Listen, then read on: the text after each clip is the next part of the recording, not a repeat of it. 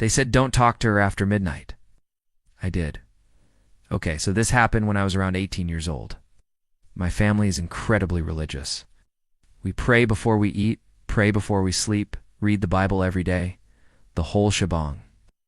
But me being the rebel that I am, I never really listened to what they told me to do. I did the complete opposite. My parents knew that I was stubborn as hell. So they would always try to scare me into doing what they wanted me to do. One of those things was to stay away from girls after midnight. According to my dad, all women are evil and will take you to hell if you let them. I know this sounds ridiculous, but when you grow up in a cult, you start to believe some crazy shit. That's why when I turned 18 and moved out, one of the first things I did was find a girl to bring home past midnight just to spite my dad. But anyway, when I was about 16 or 17, my parents set a rule that I couldn't stay out past 9 p.m. unless I had a good reason, like going to a friend's house or something. And even then, I had to call them and tell them where I was going and who I was with. They were super strict, so it was almost impossible to sneak out. It took me 3 attempts to finally do it. So I ended up running away from home at around 11 p.m. I called a cab and headed straight to Sarah's house. She was a friend of mine since middle school, and she was totally down for sneaking around with me. We played video games and talked until about 2 a.m. when I told her my plan. You want to go see if Opie is still awake? Yeah, but he's probably asleep by now. True. Hey, I kind of want to play a prank on him. What if we break his window with a rock? She laughed, but I could tell she was thinking about it. A few moments later, she said, okay, let's do it.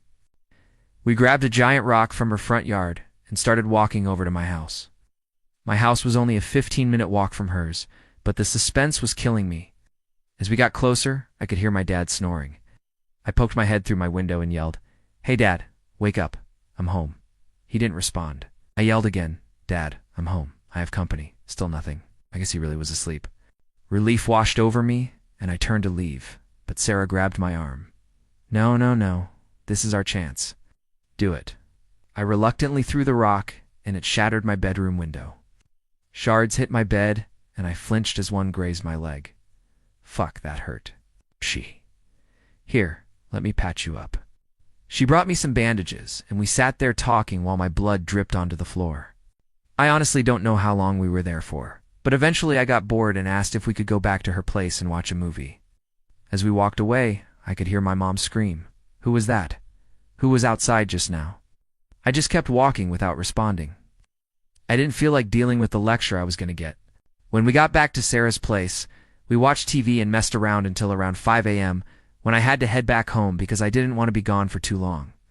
As I walked back home, the sun was starting to rise, and I felt pretty good about myself.